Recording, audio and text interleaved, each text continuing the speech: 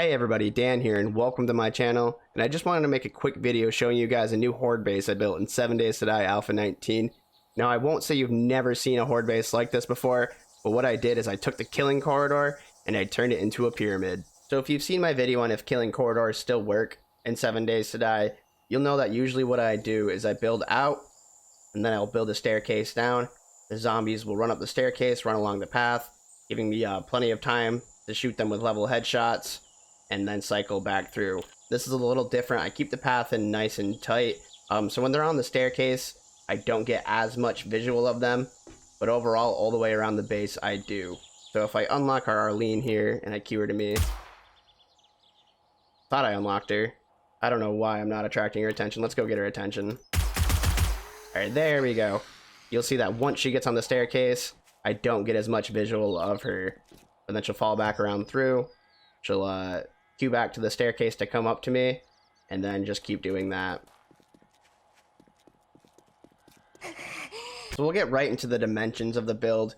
So it's 7 blocks wide by 7 blocks long, and it is 6 blocks tall. Now obviously if you want to do a build like this, you can change this up a little bit, but I at least would build 6 tall, because the zombies might try to beat a path to you using your own base. And if you want the base to be symmetrical like mine is, I would do something odd by odd, suggestively above 5 by 5, because down here it might get a little cramped with the zombies looping around. So I also put these iron bars in the bottom here, so if zombies do get below there and start beating up the base, I can kill them. And in case of vultures up top, I put these iron bars right here. But overall, this build was 99 bar blocks, it was 192 stair blocks, 8 corner stair blocks, 66 eighth blocks, and about 373 regular flagstone blocks.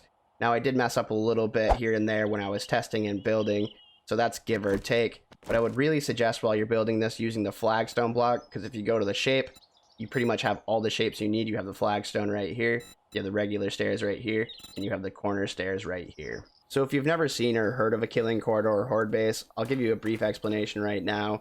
Since I elevated myself, the zombies are going to see this staircase as the easiest path to me. They're going to run up here and they're going to fall through. That's what the 8th blocks are here for. You'll see in the build menu is they actually take up a full spot for each of these spaces. But when I try to walk through, there's no collision detection. So let's test this. We'll start with 3 feral Arlenes. I won't shoot them at all. I'll unlock them right now. Shoot to attract their attention. And we'll fly away from our body.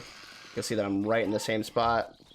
And you'll see what they'll do is once in a while they'll get hung up. I'll turn my god mode on so I'm okay.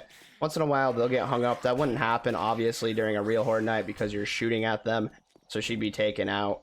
But you'll see down here that maybe they get a little confused and they'll beat up a block or two and maybe stand around for a minute. But ultimately, yeah, she queued right back to the staircase. So we're going to test this in the best way I know how, and this is actually set to a blood moon now. You'll see that any moment now the zombies are going to be coming to get me. So I'll spawn away from my body once again. We'll go into 3rd person just so you can see I'm standing right here. I'm not moving anywhere. And we'll just kind of observe and see what the zombies do. So let's see where they spawn now, because they should be spawning all around my base. We got some spawning back there. We have some spawning behind where I'm flying around. So they're running up this back staircase. They're looping through. So one's hung up right there right now. What are the ones doing down here? He fell right off. And they're looping back around. Yeah, you'll notice they might like hit the wall here and there, but ultimately they're just going to keep looping around. And so you'll also see I have turrets set up, so we'll turn those bad boys on right now and we'll kind of see how that does for us. We won't even have to shoot.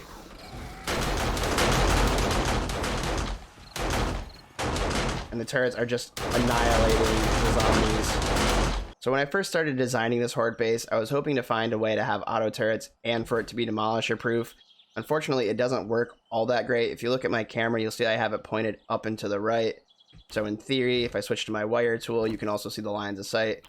In theory, the demolishers would walk up here, and before the auto turrets started shooting them, their backs would be exposed to the auto turrets, keeping the auto turrets from shooting them and blowing them up.